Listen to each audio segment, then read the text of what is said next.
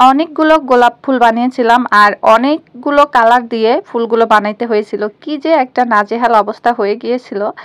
বারবার cream mix করা, বারবার পাইপিং ব্যাগ চেঞ্জ করা, বারবার নজেল চেঞ্জ করা, কি একটা ঝামেলা। আসলে বেকিং জগৎটা অতটা সহজ না যতটা দূর থেকে ভাবা যায়। এই কেকটা অর্ডার করেছিল এক কাস্টমার। তো কাস্টমার বলেছিল যে কেকের মধ্যে যেন অনেকগুলো ক্রিম দিয়ে দেই আমি, কারণ ওনার বাচ্চা ক্রিম খেতে অনেক পছন্দ করে। আগে যতগুলো কেকের অর্ডার এসেছিল সবাই বলেছিল ক্রিম যেন কম হয়।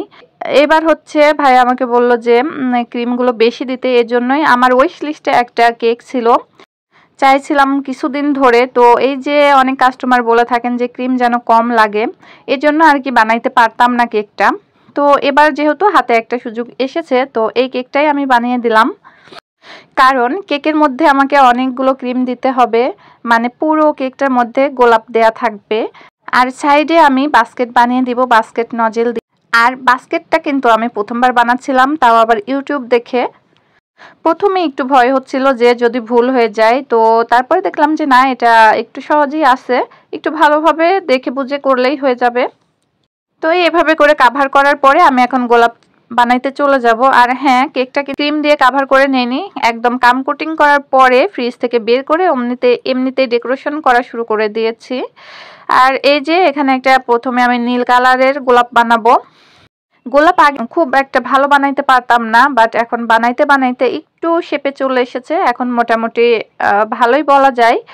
তো এখানে আমি পরপর গোলাপ বসিয়ে দিচ্ছিলাম আর হচ্ছে ক্রিম মিক্স করতেছিলাম অফ ক্যামেরায়, যেটা দেখানো হয়নি। এরপরে আমি পার্পল কালারটা দিয়ে দিয়েছি, আর এরপরে দিয়ে দেব হলুদ কালার।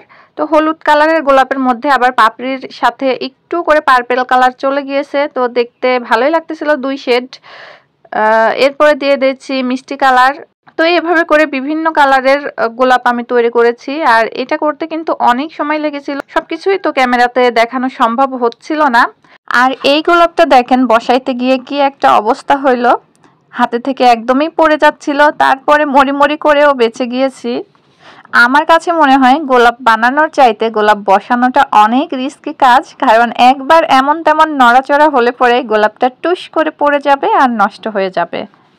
এরপরে হচ্ছে গোলাপের মাঝখানে যে ফাঁকা জায়গা ছিল সেগুলোতে আমি গোলাপের পাতা দিয়ে দিয়েছি। আর এটা আমি হচ্ছে সবুজ কালার তৈরি করে নিয়েছিলাম, একটা গাঢ় সবুজ কালার। পাতাগুলো আসলে একটু গাঢ় হলেই ভালো লাগে।